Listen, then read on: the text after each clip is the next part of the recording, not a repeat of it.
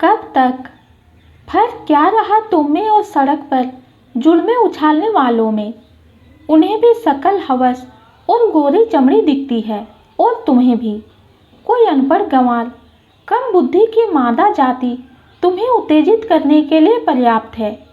तुम्हारे लिए भी स्त्री केवल योनि है।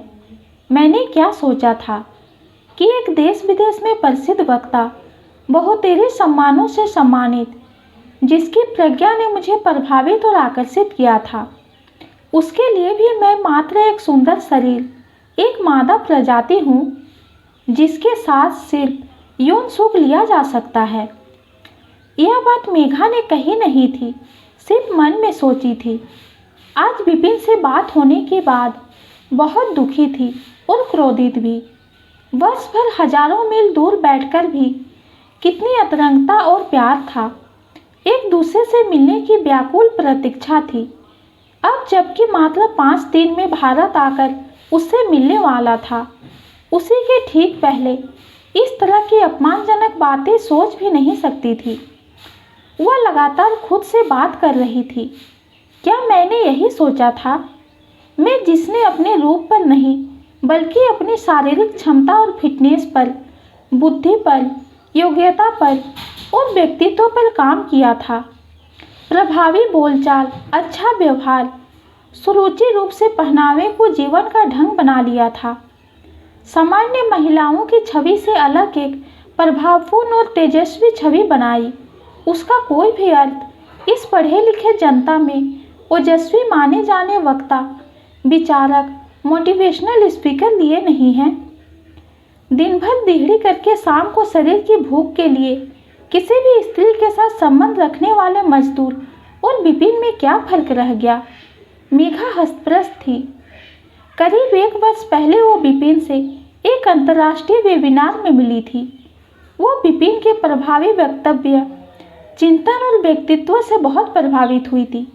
मेघा भी भीड़ में अलग दिखती थी, तो विपिन भी उसकी ओर खींचा था। विपिन की आवाज़ बहुत अच्छी थी।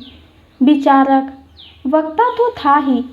बोलने का अंदाज ऐसा था कि हर देश में जहाँ भी उसके कार्यक्रम होते, हजारों लोग उनसे सुनने आते थे।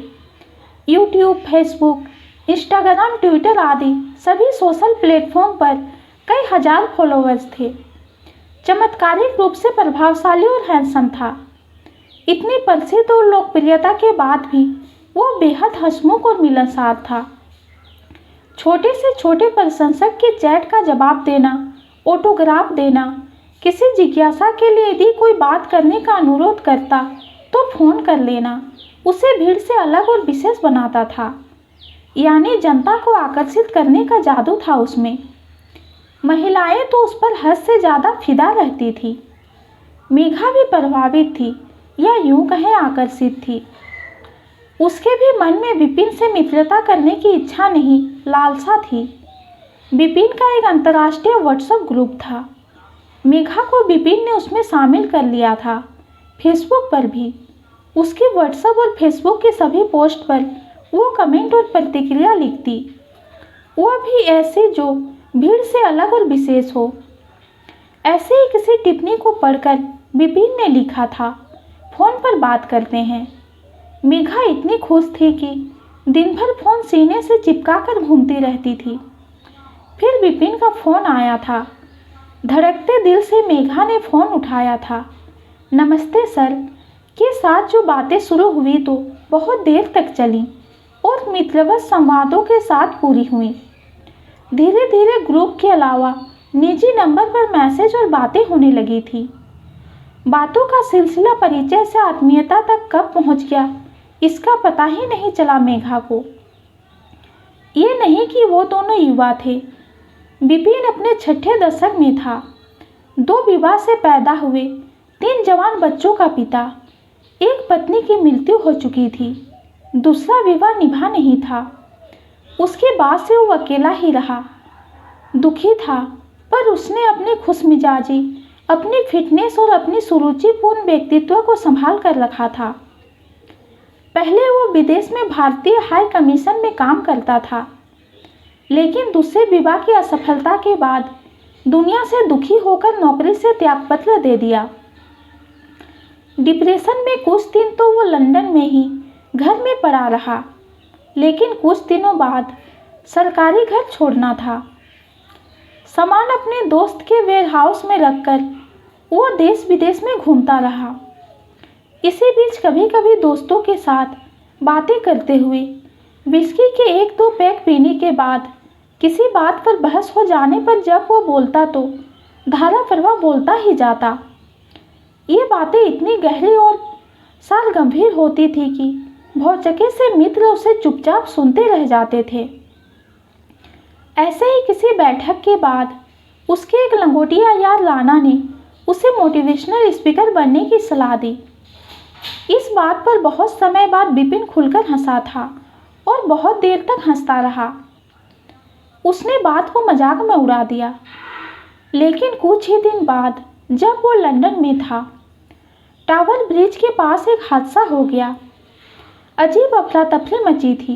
विपिन भी वहीं पास में था। शोरगुल सुनकर वो उस जगह पर पहुंचा।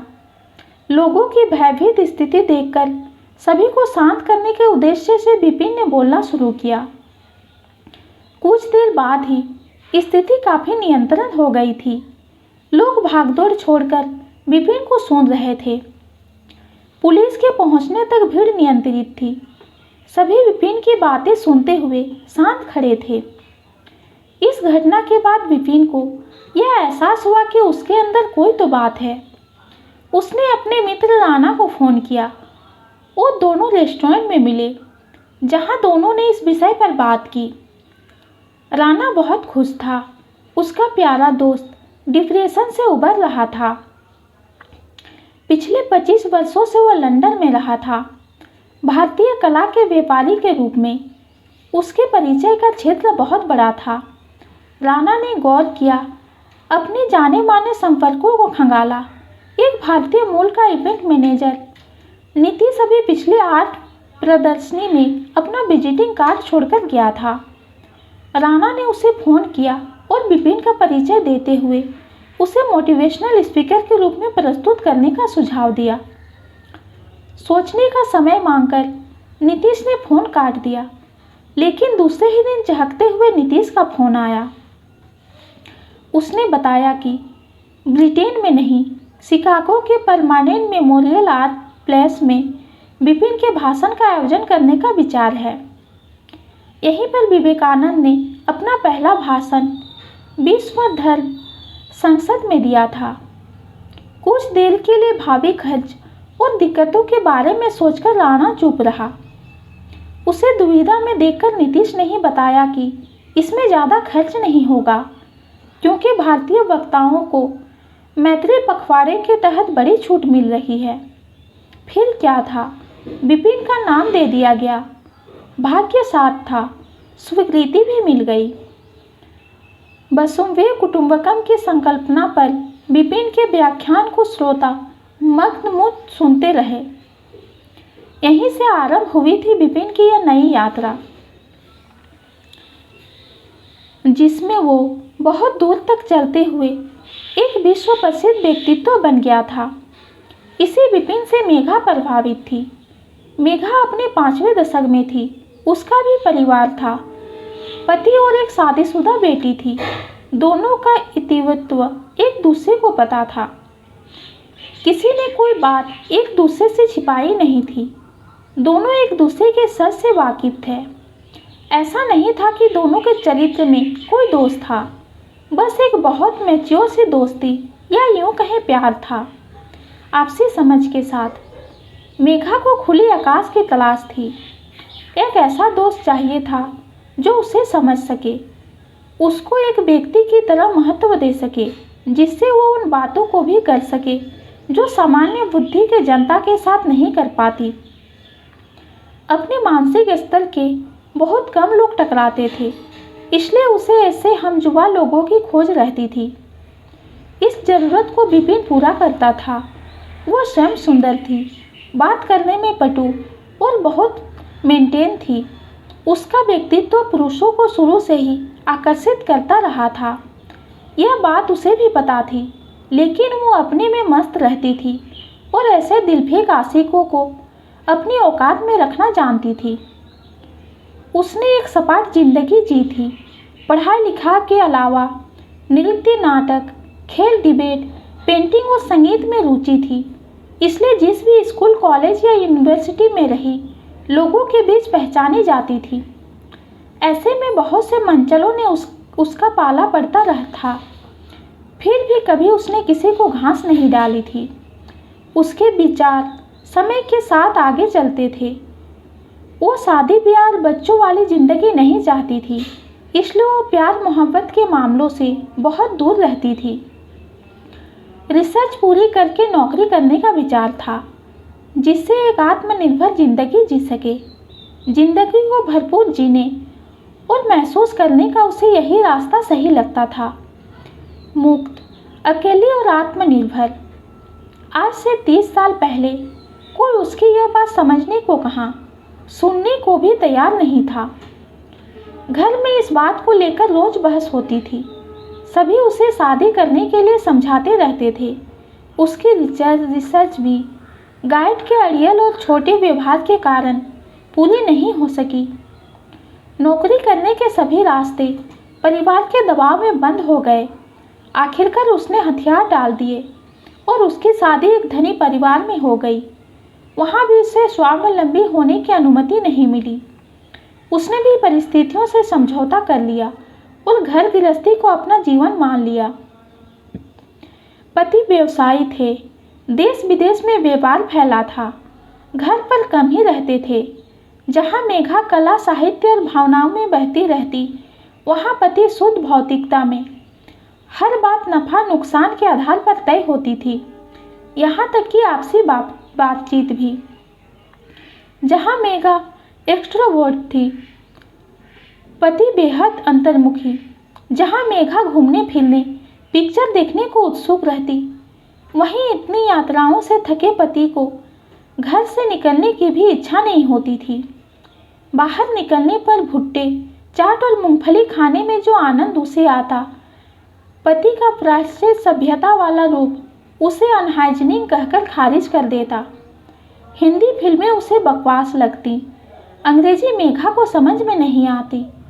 इसी तरह बच्चे को पालने, पहनने ओढ़ने से लेकर बातचीत, खान पान सभी में इतना लगाव और टकराव थी कि दोनों के रिश्ते में भी दरार पड़ने लगी।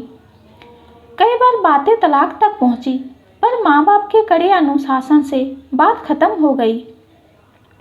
अब दोनों के बीच एक अनमोल समझौता हो गया, एक दूसरे को बर्दाश्त करने का।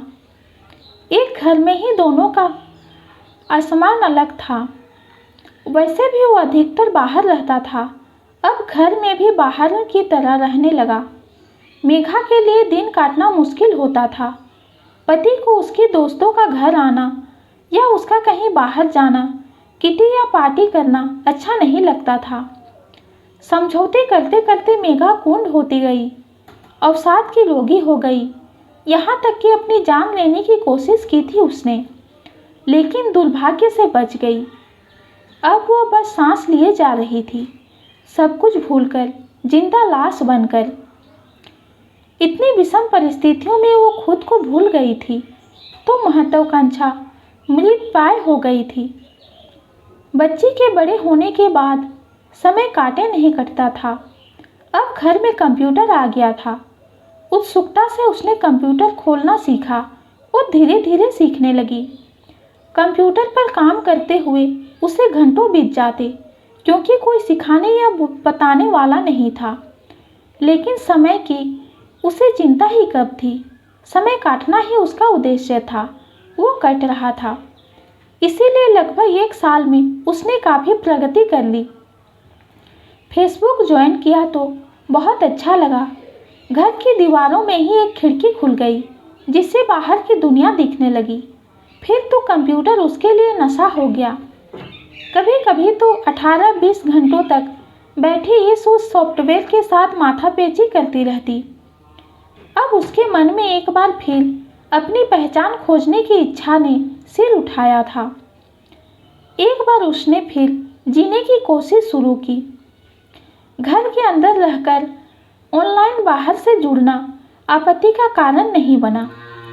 यद्यपि उसके पति अक्सर कंप्यूटर और उसके मेल, फेसबुक, इंस्टाग्राम आदि की गहराई से छानबीन कर लेते थे।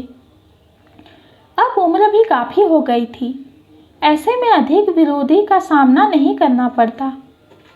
धीरे धीरे मेघा का आत्मविश्वास जगा और उसने अपनी योग्यता को पेंट ब्रश से शुरू करके इलस्ट्रेटर, फोटोशॉप और कोरल तक पहुंचा दिया।